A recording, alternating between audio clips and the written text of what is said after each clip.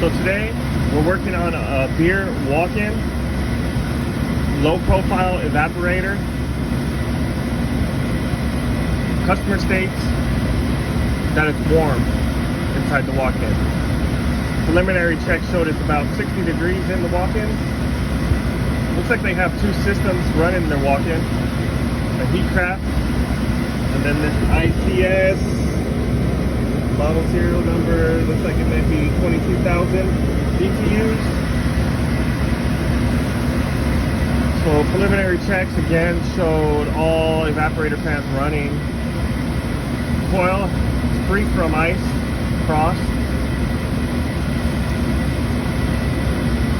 Temperature control is a analog turn display. That's set for about 35 and it's about 60 in there. So evaporator's running.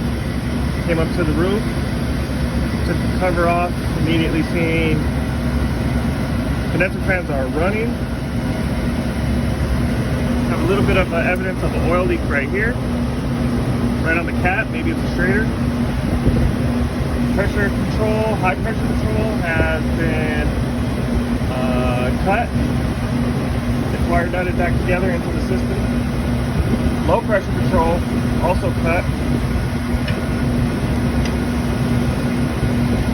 Bypass. Contactor is dirty, full of dust. No voltage drop across. Pretty old. I would replace.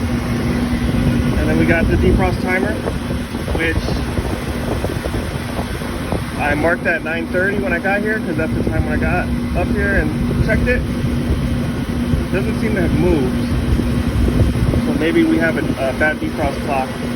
I do have voltage across 1 and N.